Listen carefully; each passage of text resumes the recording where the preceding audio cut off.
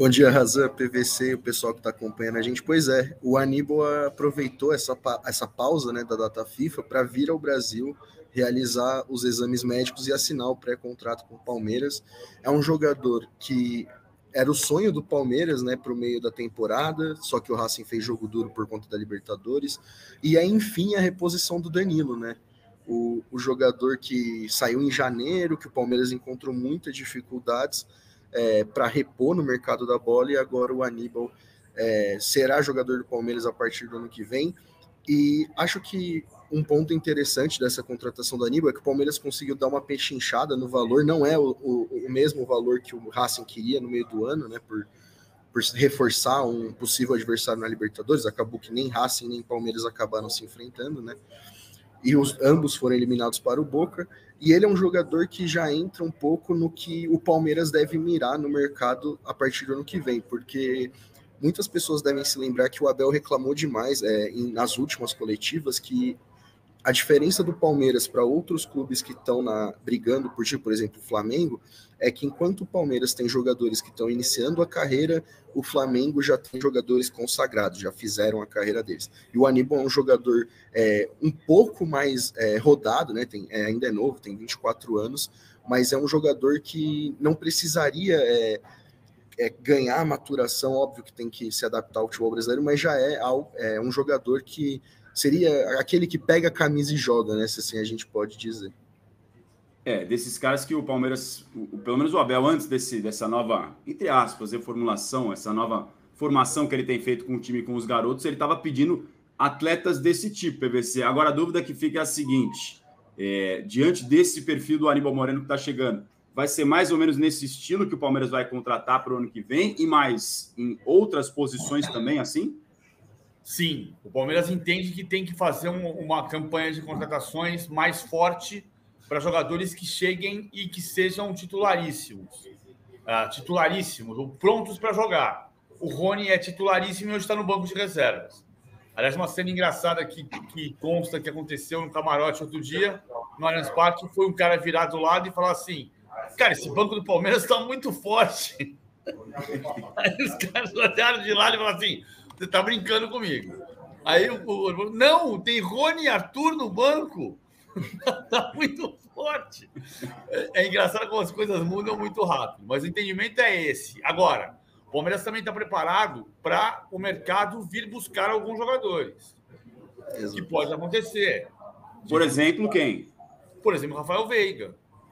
Gomes também, que foi um nome Gustavo muito... Gomes. Embora, Flávio, eu tenha ouvido já algumas vezes que o Gustavo Gomes, ainda que o empresário fale de 2 em 2 semanas, ele fala que tem sempre a Arábia Saudita vindo atrás dele, que alguma coisa vai ter que acontecer, o Palmeiras entende que a negociação da permanência o mantém até o final do ano que vem. Isso é para ver. É para tentar ver a partir de janeiro o que vai acontecer. O Palmeiras tem otimismo na manutenção, tanto do Veiga quanto do Gustavo Gomes, mas sabe que vai chegar ao mercado para levar jogador. Por exemplo, o Estevão, que é a grande promessa da base do Palmeiras hoje, depois de Luiz Guilherme, depois de Hendrick, os olhares estão todos para o Estevão. Uma parte dos reforços da temporada do ano que vem também virá da base, como o Kevin, que vai jogar mais, como o Estevão, que vai jogar um pouco, como o Luigi, centroavante, que é centroavante. Isso, a formação do elenco do ano que vem vai passar pela base também. É um detalhe que é muito curioso. Se o Palmeiras for campeão, vai ser curiosíssimo, porque passou-se o ano inteiro discutindo um clube que não contratava e que contratou 2 jogadores, que foi exatamente o que aconteceu em 73, quando o Palmeiras foi bicampeão brasileiro, que trouxe Manfrini e mais um jogador só. E o Manfrini mal jogou no Palmeiras, foi jogar no Fluminense. É muito parecido a estrutura da equipe, a manutenção da equipe e lutar para ser campeão. O Palmeiras não foi campeão, não depende só de si para ser campeão. O único time que depende exclusivamente das suas forças para ganhar o campeonato ainda é o Botafogo. Só para a gente arredondar, então, quais posições o Palmeiras deve olhar para 2024, PVC? O Marcos Rocha renovou o contrato, mas está jogando em terceiro zagueiro. Eu acho... o volante já chegou, um meia, um centroavante e um atacante de lado. Pelo menos 3, então. Um meia, um centroavante e um atacante. Além do Aníbal Moreno. Além do Aníbal Moreno. Isso já pensando em...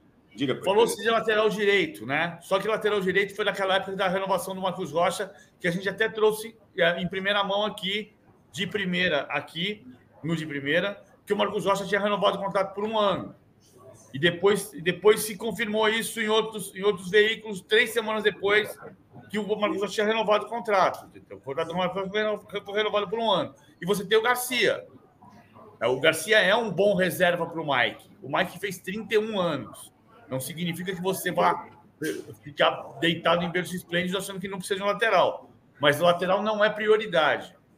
Diante desse panorama, Flávio, já existe a possibilidade de algum nome para essas posições, meia, centroavante, atacante de lado, ou isso está sendo tratado com muito sigilo, claro, com a prioridade do Campeonato Brasileiro ainda na reta final?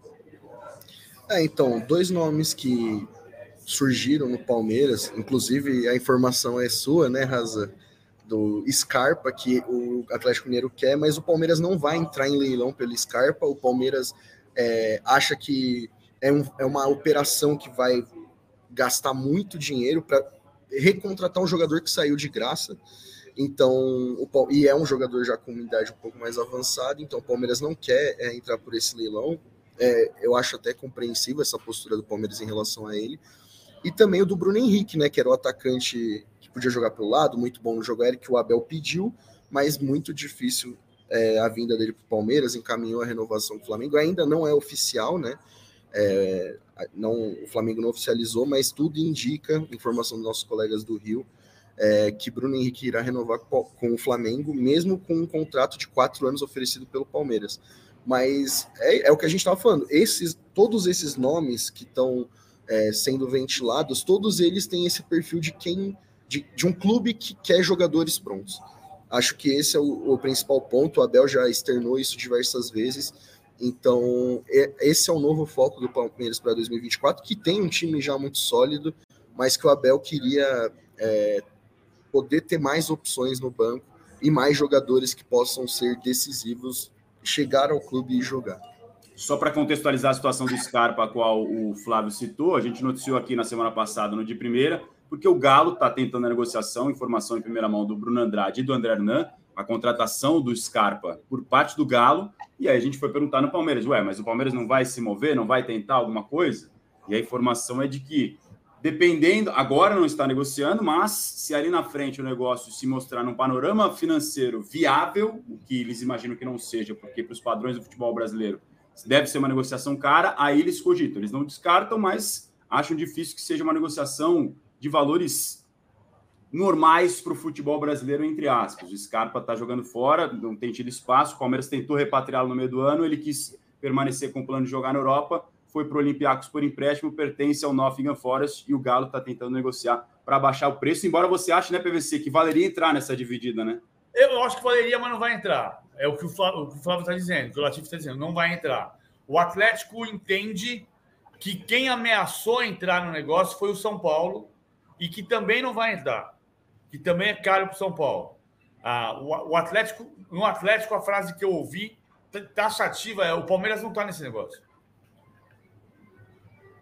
Dito e feito, e acho que mais claro do que isso, não tem como ser. É importante, só para a gente amarrar, Flávio e PVC, da outra ponta, então, de quem pode sair na visão de vocês, ou que pode ter pelo menos proposta e interesse. Veiga, que está na seleção brasileira, e Gustavo Gomes. Esses os 2 principais nomes que devem ter assédio no Palmeiras. Acho que sim. Pode ter mais alguém. Pode ter alguém em janeiro, o Palmeiras recusou uma proposta do Shakhtar Donetsk pelo Kevin. Verdade. Pode vir gente pelo Kevin, pode vir gente pelo Estevão, pode vir gente pelos jogadores mais jovens do Palmeiras, por um Vanderlan. E aí você vai precisar de um outro lateral esquerdo, pelo Piquerez, né? Vamos lembrar que no time campeão da Libertadores de 2020, essa é uma conta muito importante de fazer, sempre com a comparação do Corinthians 2015. Vamos fazer a conta aqui. Vamos voltar a 8 anos no tempo.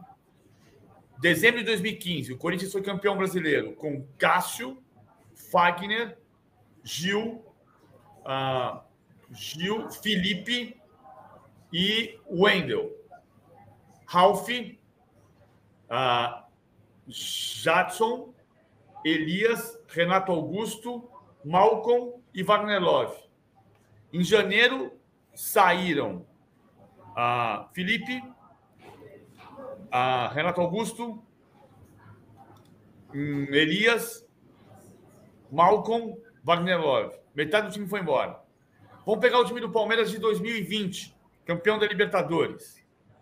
Era o Everton, Marcos Rocha, Luan, Gustavo Gomes e Vinha, Danilo e Zé Rafael. Gabriel Menino, time da final. Gabriel Menino, Rafael Veiga e Rony. E Luiz Adriano na frente. Saíram Vinha, Danilo e Luiz Adriano. 8 titulares continuam. É algo raro que a gente não vê no futebol brasileiro. Esse desmanche normalmente acontece, né? Saíram 3, sendo que um deles saiu porque o Palmeiras quis que saísse. Foi o Luiz Adriano. Então, veja como há uma diferença nesse cenário. Isso vale para o Flamengo também, 2019. Vamos lá. O Diego Alves, Rafinha, Rodrigo Caio, Pablo Mari, Felipe Luiz. Bom, saíram Rafinha, Pablo Mari e Diego Alves. William Arão, Gerson, Everton Ribeiro, de Arrascaeta, Gabigol e Pedro. Saíram 4 de 2019.